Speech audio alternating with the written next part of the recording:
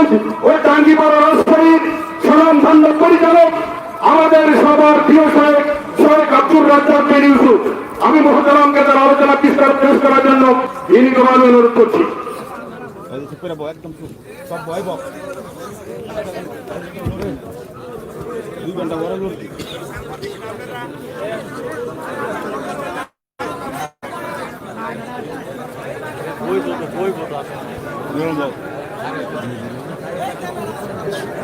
ঠিক করে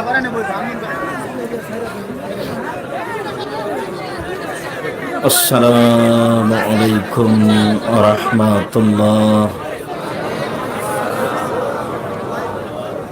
আলহামদুলিল্লাহি ওয়াহদা ওয়াসসালাতু ওয়াসসালামু আলা মান লা নাবিয়্যা বা'দা, আম্মা বা'দ।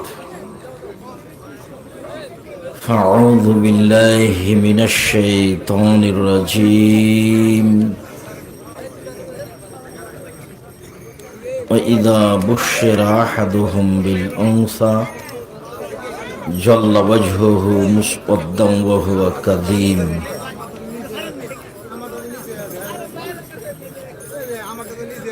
عن مغيرة بن شعبة رضي الله تعالى عنه قال قال رسول الله صلى الله عليه وسلم إن الله حرم عقوق الأمهات ওয়াদাল বানাত ওয়া মানা ওয়াহাত, রাহুল বুখারী মুসলিম। সম্মানিত উপস্থিতি, প্রশংসা আল্লাহর জন্য, শান্তি অবতীর্ণ হোক আল্লাহর রাসূলের উপর সাল্লাল্লাহু আলাইহি ওয়াসাল্লাম। আজকের এই দিনী বৈঠকে সংক্ষিপ্ত সময়ে বক্তব্যের বিষয় নারীদের মর্যাদা ও অধিকার। নারীদের মর্যাদা ও অধিকার সম্পর্কে এক গুরুত্বপূর্ণ সংক্ষিপ্ত তথ্যবহুল বিবরণের চেষ্টা করব ইনশাআল্লাহুল আজিজ।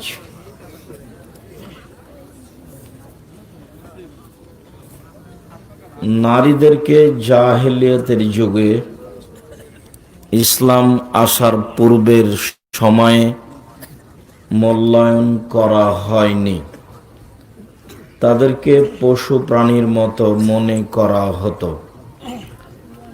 ইহুদি খ্রিস্টান মহিলাদের মূল্যায়ন করেনি, আজও করে না। তারা পশু প্রাণীর মতো বিক্রি হবে, অবমাননাকর বস্তু তারা সমাজের তেমন কিছুই না। হিন্দুরা মহিলাদের দাম দেয়নি, আজও দেয় না, কোনোদিন দিবে তার নীতি সূত্র তাদের কাছে নেই।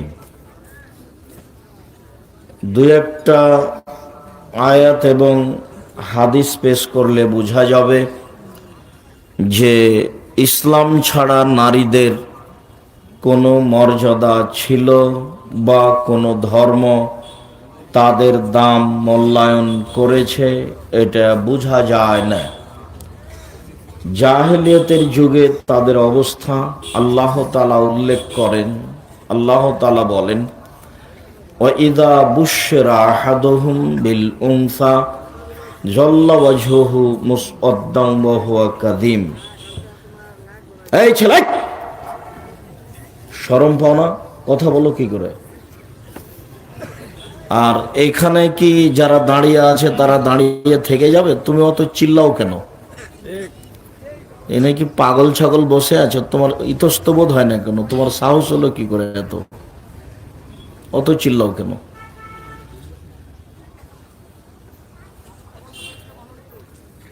সারা রাত এখানে তো বসে রাখবো না, আর আমরা সারা রাত বক্তব্য করি না। কিছু সময় আপনাদেরকে দিন ধর্মের কথা বলার এবং পরকালমুখী করার চেষ্টা করি, এবং চেষ্টা করি যাতে করে কথা আপনি ধরে রাখতে পারেন, যেটা মানুষ হিসেবে পরকাল হিসাবে আপনার কাজে আসে। আমি আপনাকে বহুদিন বলেছি, আমি 90 সাল থেকে নিয়ে এখন পর্যন্ত কোনোদিন অপ্রয়োজনীয় কোনো বাক্য ব্যবহার করেছি তা আমার জানা নেই।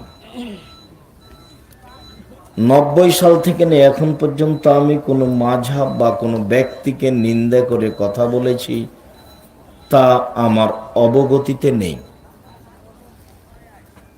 90 সাল থেকে নিয়ে এখন পর্যন্ত আমি আমার প্রয়োজনে বা স্বার্থ নিয়ে বা আর্থিক প্রয়োজনে মানুষের দরবারে দিন ধর্ম নিয়ে এসেছি তা আমার বিবেচনাই বলে না আমি তা করিনি বলেই আমার জোরালো দাবি। আমি বলেছি এদেশের শতকরা 95 জন বক্তা মিথ্যুক, তবে আমি বলিনি ইনি মিথ্যুক। আমি বলেছি এদেশের শতকরা 98 জন মুফাসসির মিথ্যুক, তবে আমি বলিনি ইনি মিথ্যুক। আপনি যদি বলেন যে আমার বক্তার কিছু মিথ্যা দেখান তো তখন আমি দেখাবো। আল্লাহর নবী বললেন, বাল্লিগু আন্নী ওয়ালা আয়া, আমার একটি কথা জানা থাকলে অন্যকে বলো। ভালো কথা। মানুষকে যদি বাম হাতে পানি পান করতে দেখি তাহলে বলবো বাম হাতে শয়তান খায়, আপনি ডান হাতে খান।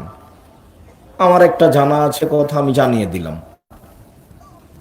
তারপরে বললেন, ও হাদ্দিসু আন বানি ইসরাইল ওয়ালা হারাজ, বানি ইসরায়েলের কাহিনী বলো, কোনো দোষ নেই। বানি ইসরায়েলের কাহিনী কি? যেমন হাজার হাজার বছর পূর্বে এক লোকের কাছে জমি বিক্রি করেছিল। তো যে লোক জমি কিনে নিয়েছে সে যখন চাষ আরম্ভ করেছে তো জমিতে একটা স্বর্ণের পাতিল পেয়েছে, জমি ক্রেতা।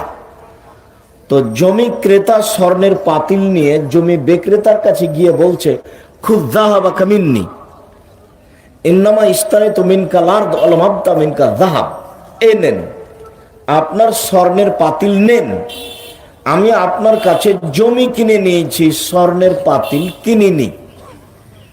তখন জমি বিক্রেতা বলছে, বেতুল আরজমা ফিয়া, জমি বিক্রি করেছি, জমিতে যা ছিল সব বিক্রি করেছি, আমি স্বর্ণের পাতিল নেব না। তখন দুইজনই বিপদে, কি করা যায়? তো বিচারকের কাছে নিয়ে যাওয়া হয়েছে। তখন বিচারক বললেন, আপনাদের ছেলে মেয়ে আছে? হ্যাঁ আছে। তো বিবাহ দিয়ে দেন পরস্পরে, আর এখান থেকে কিছু আপনারা তাকে দিয়ে দেন আর আপনারা কিছু দান করে দেন। এইটা বিচারক ফয়সালা করলেন। বুখারী মুসলিমের অত্র হাদিস হাজার হাজার বছর আগেকার কাহিনী। এতে আমার কি লাভ আর আপনার কি লাভ? আমার আর আপনার লাভ হলো যে একই বলে ইমান। স্বর্ণের পাতিল না জমিওয়ালা নিবে, বিক্রেতা নিবে না ক্রেতা নিবে? বিক্রেতা বলছে এটা তো ক্রেতার, ক্রেতা বলছে না এটা তো বিক্রেতার, আমি তো জমি কিনেছি, আমি তো পাতিল কিনিনি। আপনারা তো এলাকায় ব্যবসা করেন, কত কাপড় বিক্রি করেন, মনে করেন যে ফাঁকি দিতে পারলে মনে ভালোই একটা হলো কিছু। আপনি দেখতে পান না ফুটপাতে একটা লোক একটা 300 টাকার কাপড়কে 1500 টাকায় বিক্রি করে দিয়েছে, সারাদিন খুব খুশি, বউ নিয়ে খুশি, কত কি কিনলো, সে কত গল্প করলো। 2-1 মাস পরে দেখা যাচ্ছে দোকানটাই নেই। আল্লাহ তাআলা মিথ্যা দিয়ে প্রতারণা দিয়ে ব্যবসাটাকে নষ্ট করে দেন, ধ্বংস করে দেন। সর্বশক্তিমান, উনি করতে পারেন, ফাআলুল লিমা ইউরিদ, যা ইচ্ছা তাই করেন, করতে পারেন। ওয়া আলা কুল্লি শাইইন কাদির, তিনি সর্বশক্তিমান। আর এই দৃঢ়তায় আমার ভিতরে কাজ করে যে তিনি তো সর্বশক্তিমান।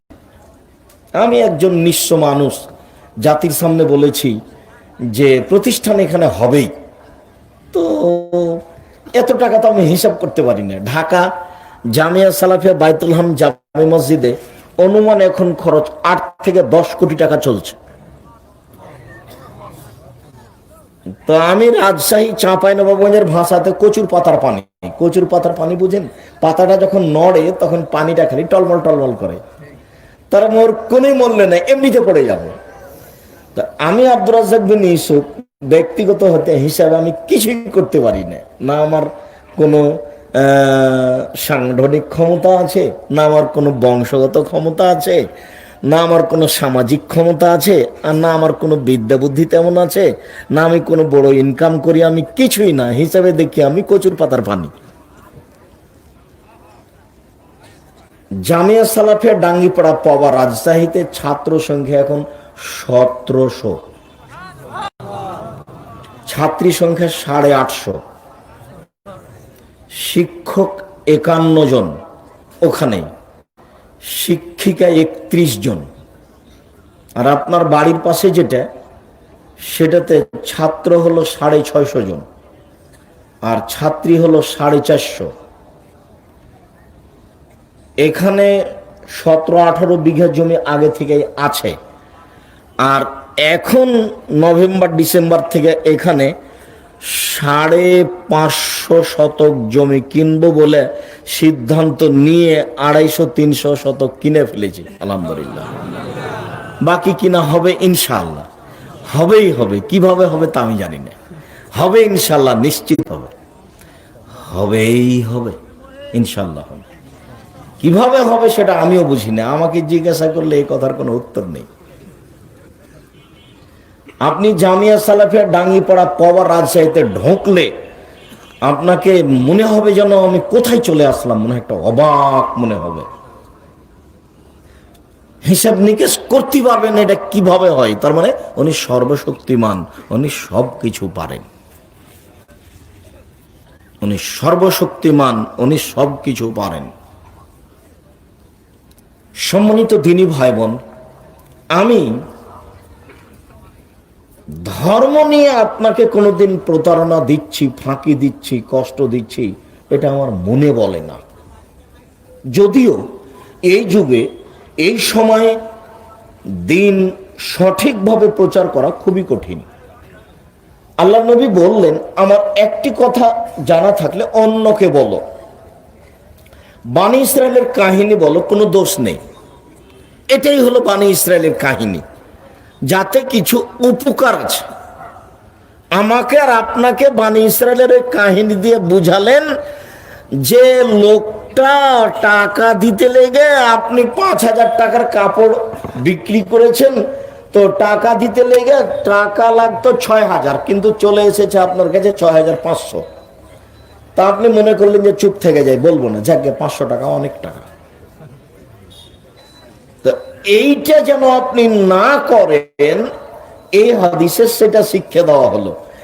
জমি বিক্রেতা বলছে যে পাতিল নিব না, ক্রেতাও বলছে পাতিল নিব না, তো ওটা আমার নয়। তো আপনার অন্তরটা একটু এমন হয় না কেন, অল্পতেই কেন আপনি পরিবর্তন হয়ে যান?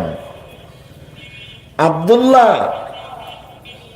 এক বক্তব্যে বলছিল, বা আব্দুর রহমানের এই বক্তব্যের একটা অংশ আপনাকে বুঝাই, যে আমি লোকটাকে যদি 500 টাকা দিই তো আমাদের সহজে আমার অনুগত হয়ে যাবে।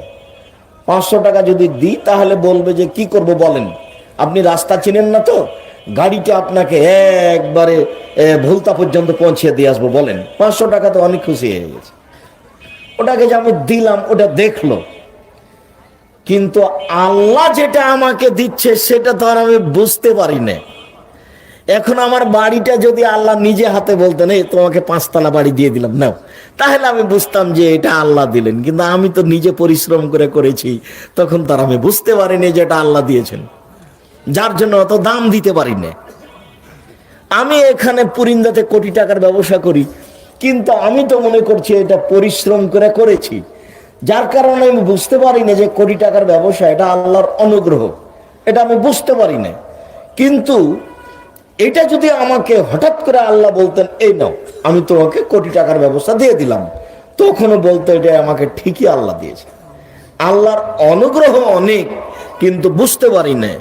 চক্ষু অনুগ্রহ, পাটা অনুগ্রহ, হাতটা অনুগ্রহ, মাথাটা অনুগ্রহ, জমি জায়গাটা অনুগ্রহ, টাকা পয়সা অনুগ্রহ, বউ ছেলে মেয়ে অনুগ্রহ। আপনার সবচেয়ে দামি অনুগ্রহ নারী। নারী তো সমাজে এখন মানে নোংরা খারাপ বস্তু হয়ে গেছে। যেহেতু নারীও নিজের দাম দিতে পারে না, সমাজের নারীরা নিজের দাম দেওয়া প্রয়োজন মনে করে না। তাহলে আল্লাহ বলছেন অমিন আয়াতিহান খালাকালাকুম মিন আনফুসিকুম আজওয়াজান লিতাসকুনু ইলাইহা, পৃথিবীর মানুষ আমি তোমাদের পাশ থেকেই তোমাদের স্ত্রীদেরকে সৃষ্টি করেছি যাতে করে তোমরা সেখানে শান্তি তৃপ্তি পাও। কোটি টাকার ব্যবসাতে অত শান্তি তৃপ্তি নেই স্ত্রীর কাছে যত শান্তি তৃপ্তি আছে। এই ছেলে, মুখ বন্ধ করে দাঁড়িয়ে থাকবা, মুখ খুলে নয়। এসেছ, এখন পরিচালনা কমিটি তোমাকে জায়গা দিতে পারবে না।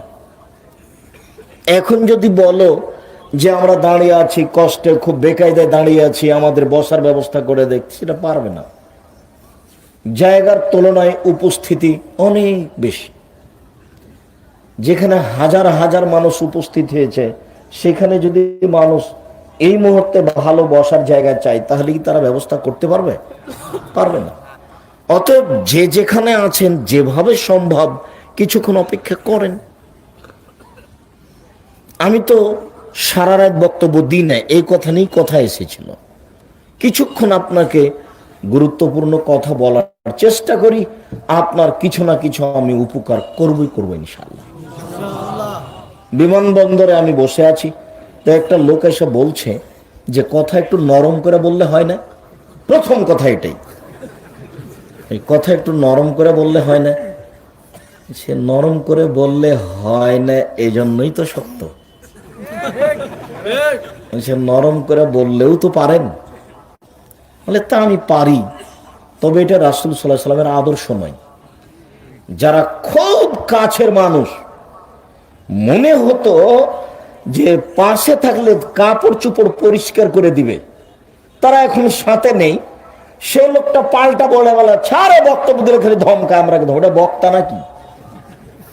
ওই বক্তা হাজার হাজার ঘুরে বেড়ালো, হিসাব হবে না। যেমন আমাকে বলেছে যে কথা নরম করে বললে হয় না, তেমনও বলেছি। শোনেন, এই ঢাকা বিমানবন্দরে যত লোক আছে এখন পরীক্ষা করা হোক, এখন জরিপ করা হোক, যত লোক আছে এই সমস্ত লোকের মধ্যে আমি আব্দুর রাজ্জাক বিন ইউসুফ আমার কথা বেশি মেনে চলে অন্য বক্তার চেয়ে, এটা যদি প্রমাণ না হয় তাহলে আমি আব্দুর রাজ্জাক বিন ইউসুফ আজ থেকে বক্তব্য শেষ করলাম, আর কোনোদিন করবো না। তখন আমাকে বলছে এই কথা ঠিক, আমিও তার মধ্যে একজন যে মেনে চলে। আমি জাতিকে ফাঁকি দিই এটা আমার মনে বলে না। আমি কোনোদিন অপ্রয়োজনীয় বাক্য বলি এটা আমার মনে বলে না। এই যে আপনাকে আমি বললাম বুখারী মুসলিমের একটা হাদিস, কেন আপনি 5,000 টাকা দেওয়ার সময়তে 5,500 টাকা এসেছে, তো আপনি টাকাটা দিলেন না ফেরত কেন? আপনি রেখে দিলেন কেন? আপনি কি মনে করেছেন 5 কোটি টাকার ব্যবসা 3 দিনে ধ্বংস হয়ে যাবে এই 500 টাকার কারণে? এরই নাম ইমান। ও জমি ক্রেতাও নিবে না, স্বর্ণের পাতিল বিক্রেতাও নিবে না, ক্রেতা নিবে না। না না না না না, আমি তো জমি কিনিনি, না পাতিল আমি কিনিনি, জমি কিনেছি। তো বিক্রেতা বলছে আরে বলেন কি, আমি তো জমি বিক্রি করেছি, জমিতে যা ছিল সবই বিক্রি করেছি, আমি নিব কেন? ফেলে দেন। ঘটনা এরকম হয়ে গেল, তার নাম ইমান। বানু ইসরায়েলের কাহিনী বলেন, কোন দোষ নাই। 3 নম্বর বাক্য, মান কাযাবা আলাইহি মুতাআম্মিদান ফালিয়াতাবাওয়া মাকআদাহু মিনান নার। কেউ যদি কোনো কথা আমার নামে বলে, সেই কথা যদি আমার না হয় তাহলে তার থাকার জায়গায় জাহান্নাম। আল্লাহুম্মা সাল্লি আলা সাইয়্যিদিনা মাওলানা নাবিয়ানা মুহাম্মদ। এই দুরূদ যদি নবীর না হয় তাহলে কি হবে? বালাগাল লোলা বিকামালিহি কাশাফাদ দুজা বিজামালিহি হাসনাত জামিউ খিসালিহি সাল্লু আলাইহি ওয়া আলিহি। এই দুরূদ যদি নবীর না হয় তাহলে কি হবে?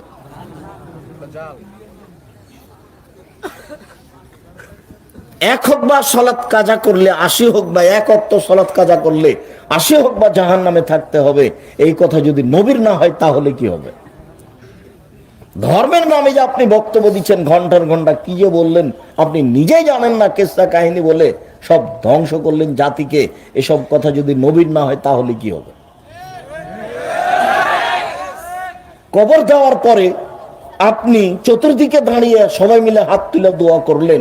যদি কবর দেওয়ার পরে সবাই মিলে চতুর্দিকে দাঁড়িয়ে হাত তুলে দোয়া করা নবীর না হয় তাহলে আপনার কি হবে?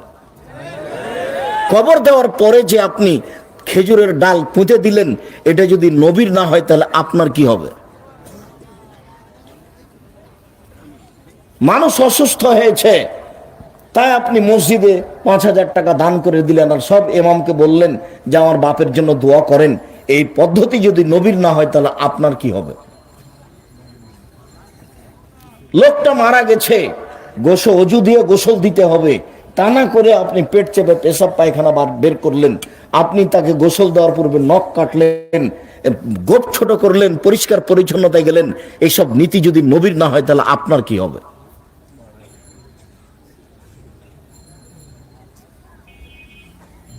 খুব সূক্ষ্ম ধর্ম। একজন মানুষের কথা দিয়ে চলে যার নাম মোহাম্মদ সাল্লাল্লাহু আলাইহি সাল্লাম। পৃথিবীর কোনো মানুষের কথা চলে না। খুব সূক্ষ্ম ধর্ম। কোরআন মাজিদ হলে আমি যেখানে সেখানে ব্যবহার করবো এই সুযোগ নেই। মসজিদে ঢুকলে বলতে হয় আল্লাহুম্মা আফতাহ লি আবওয়াবা রাহমাতিক। পেশাব পায়খানায় ঢুকলে বলতে হয় আল্লাহুম্মা ইন্নী আউযু বিকা মিনাল খুবুসি ওয়াল খাবায়েস। তাহলে বোঝা যাচ্ছে যে এটা কারো নীতিতে চলে। বিছানায় শুলে বলতে হয় আল্লাহুম্মা বিসমিকা আমুতু ওয়া আহইয়া। তার মানে এটা কারো নীতিতে চলে। একজন যেভাবে বলেছে সেভাবে বলতে হয়। খেতে বসলে বলতে হয় বিসমিল্লাহ, উঠলে বলতে হয় আলহামদুলিল্লাহ। তাহলে বোঝা যাচ্ছে এটা আরেকজনের নীতিতে চলে।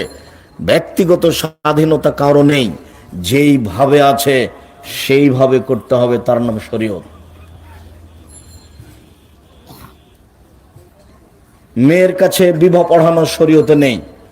যদি মেয়ের কাছে বিবাহ পড়ানো হচ্ছে যে এত নগদ এত বাকি, অমুক নিবাসী তোমাকে বিবাহ করতে এসেছে, তুমি তাকে স্বামী সত্ত্বে কবুল করো, তখন মহিলা বলল কবুল করলাম, তো মহিলার ওখানে যে বিবাহ পড়ানো হচ্ছে এই নীতি যদি নবীর না হয় তাহলে হুজুরের কি হবে? ময়মনসিং থেকে মোবাইল করে আমাকে বলছে যে মৌলানা সাহেব কথা খুব হিসাব করে বলবেন, এটা বেশি দিনের কথা না, অল্প কিছুদিন আগের কথা। আপনি বলছেন যে ওই কাজী সাহেবের হাতে যে খাতা আছে সেই খাতা হলো জেনা করার খাতা। তো আমরা জেনার বাস্তবায়ন করি এইটা আপনি বলেন। আমি বলি কথা ঠান্ডা করে বলেন, আমি এ কথা বলিনি।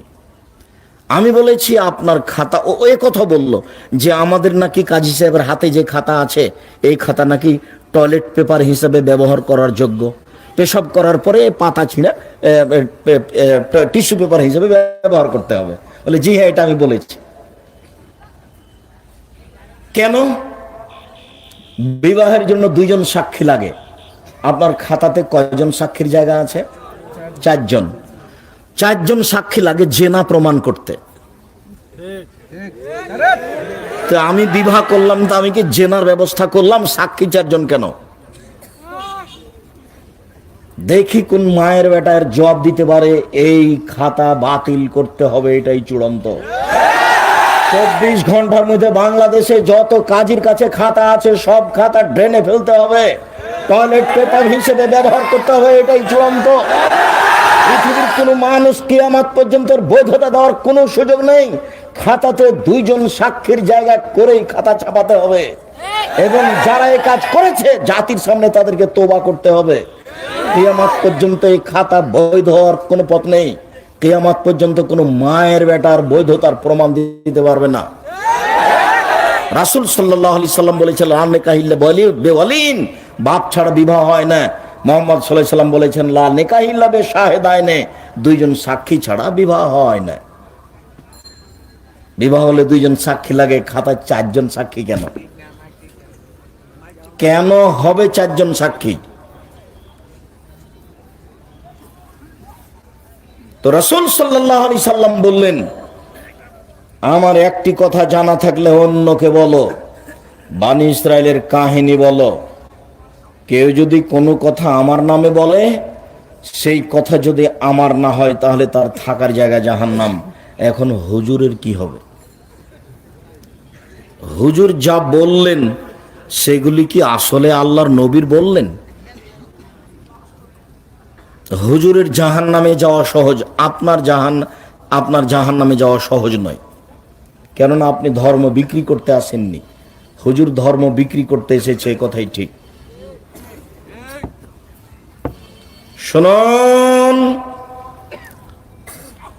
মহান আল্লাহ নারীদের কোনো মর্যাদা ছিল না এই অবস্থা নিজেই উল্লেখ করেছেন। তিনি বলেন, ওয়াইযা বুশশিরা আহাদুহুম বিল উনসা যাল্লা ওয়াজহুহু মুসআদ্দান ওয়া হুয়া কাযীম। যখন কোনো পিতাকে বলা হতো তোমার মেয়ে জন্ম নিয়েছে, তখন পিতার মুখখান কালো হয়ে যেত, মনে হতে যেন বিষ পান করেছে। বিষ পান করলে আকার আকৃতি পরিবর্তন হয়ে যায়। মেয়ে জন্মের খবর শুনলে বাপের মুখটা কালো হয়ে যেত। ইয়াতাওয়ারা মিনাল কওমি মিন সুই মা বুশশিরা বিহি। মানুষ সমাজে যেত না, লুকিয়ে থাকতো, এই কারণে যে তাকে বলা হয়েছে তোমার মেয়ে জন্ম নিয়েছে। আয়ুমসিকু আলা হুনিন আম ইয়াদুসসুহু ফিত তুরাব। সে চিন্তা করত অপমান অবস্থায় মেয়ে রেখে দিব না মাটিতে পুঁতে দিব। যদি মেয়ে রেখে দিই অপমান সুনিশ্চিত, আর যদি মাটিতে পুঁতে দিই বালাই চলে গেল।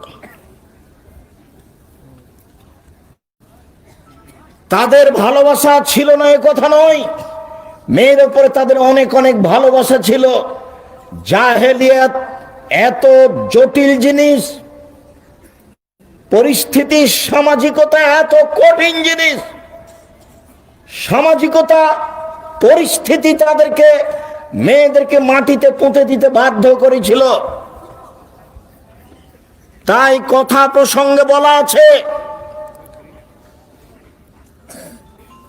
নরসিংদী জেলার এতদা অঞ্চলের একজন মানুষ কথার কথা তার মেয়েকে চট্টগ্রাম কলেজে বিশ্ববিদ্যালয়ে পড়ায়। প্রত্যেক দিন সকালে খোঁজ নেই, আম্মু কেমন আছো, ভালো খাওয়ার চেষ্টা করিও, ভালো থাকার চেষ্টা করিও, টাকা পয়সার কিছু খবর হলে আমাকে বলিও। ভাই ভাতিজা আছে, তাকে প্রত্যেক দিন খবর নিতে বলে। হঠাৎ একদিন শুনছে মেয়ে বিশ্ববিদ্যালয়ে নেই, আর একজনের সাথে বের হয়ে গেছে। তখন ওই বাপি পরের সকালে বলছে, তোকে ত্যায্য পুত্র করলাম, তোকে ত্যায্য পুত্র করলাম, তোকে পেলে হত্যা করব, তোকে জবে করব, তোর মুখ দেখবো না। এত কথা কেন? বাপ তো এখনই খোঁজ খবর নিচ্ছিল, টাকা পয়সা দেওয়ার হিসাব করছিল, তো এত কথা কেন, এত উল্টে গেল কেন? এরই নাম পরিস্থিতি, এরই নাম জাহেলিয়াত। জাহেলিয়াত আবার ফিরে এসেছে। বাপ নাই মা নাই, মেয়ে লন্ডনে পড়ে, এরই নাম জাহেলিয়াত। বাপ নাই মা নাই, খোলা মাঠে মেয়ে চট্টগ্রাম বিশ্ববিদ্যালয়ে পড়ে, এরই নাম জাহেলিয়াত।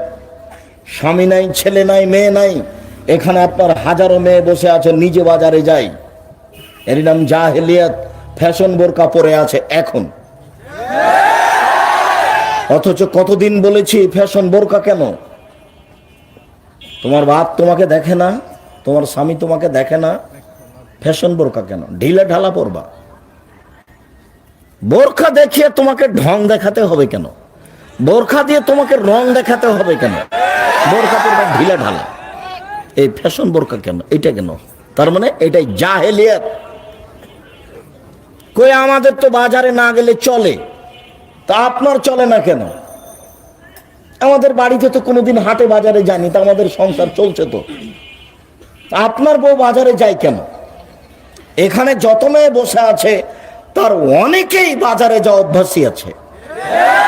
কেন আপনাকে বাজারে যাওয়া লাগে? স্বামী কাপড় কিনলে হয় না? স্বামী কাপড় কিনলে কেন তোমার স্বভাব এরকম হয় যে এটা মোটা, এটা ভালো নয়?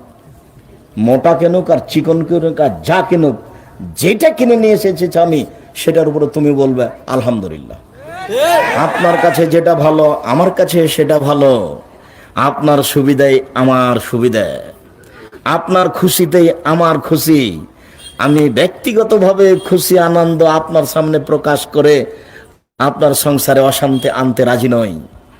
যাহাই চাইবেন আপনি তাহাই করিব আমি, যেটা ভালোবাসেন আপনি সেটাই করবেন আমি, তাতেই খুশি। সংসার সুন্দর হবে। তোমাকে বাজার করতে হবে কেন? এই মেয়ে, তোমাকে বাজার করতে হবে কেন? ঢং পেয়েছো তুমি? তোমার স্বামী তোমাকে কিছু বলে না? তোমার বাপ তোমাকে কিছু বলে না? ফ্যাশন বোরকা পরে আছো কেন? শরম হয় না? আব্দুর রাজাক সাহেব, কষ্ট দিয়েন না, এত কথা আপনার শুনতে আসেনি, এত কথাই শুনতে এসেছো। শরম হয় না কেন? লজ্জা হয় না কেন? আল্লাহ ঈমান অল ঈমান ফিল জান্নাহ, লজ্জাই হচ্ছে ঈমান, ঈমানই হচ্ছে জান্নাত। লজ্জাই হচ্ছে ঈমান, ঈমানই হচ্ছে জান্নাত। ফ্যাশন বোরকা মানে তোমার লজ্জা নেই। তুমি বাজারে যাও মানে তোমার লজ্জা কোনো কাজ করে না। দেবর ভাস্করের মোটর সাইকেলে ঘুরে বেড়াও মানে লজ্জা তোমার কাজ করে না। লজ্জা খুব দামি জিনিস। লজ্জাই হচ্ছে ঈমান, ঈমানই হচ্ছে জান্নাত। জাহেলিয়াত আবার ফিরে এসেছে। মানুষ মেয়েকে মাটিতে পুঁতে দিবে, সেদিন ফিরে এসেছে। মানুষ তার মেয়েকে পেলে জবে করে দিবে, ছুরি দিয়ে কেটে টুকরা টুকরা করে নদীতে ভাসিয়ে দিবে। সেই যুগ চলে এসেছে, তার নাম জাহেলিয়াত। এমন এক যুগ ছিল যেদিন মেয়ে জন্ম নিলে মানুষের মুখ কালো হয়ে যেত। সে দুশ্চিন্তা করত, অপমান অবস্থায় মেয়েকে রেখে দিবে না মাটিতে পুঁতে দিবে। যদি রেখে দেয় তাহলে অপমান সুনিশ্চিত, আর মাটিতে যদি পুঁতে দেয় বালাই চলে গেল। মানুষ তার মেয়েকে মাটিতে পুঁতে দিতে একাধিক সহিহ হাদিস। মুগিরা ইবনে শুবা রাদিয়াল্লাহু তাআলা আনহু বলেন, রাসূল সাল্লাল্লাহু আলাইহি সাল্লাম বলেছেন, ইন্নাল্লাহা হারামা উকুকাল উম্মাহাত, আল্লাহ তাআলা পিতামাতার অবাধ্য হওয়া চিরদিনের জন্য হারাম করেছেন। কোনদিন পিতামাতার বিরুদ্ধে যাওয়া যাবে না। ওয়াদাল বানাত, মেয়েকে মাটিতে পুঁতে দেওয়া হারাম করেছেন। তার মানে মেয়েকে মাটিতে পুঁতে দেওয়া হতো। অমানাওয়াহাতিন, কৃপণতা চিরদিনের জন্য হারাম করেছেন।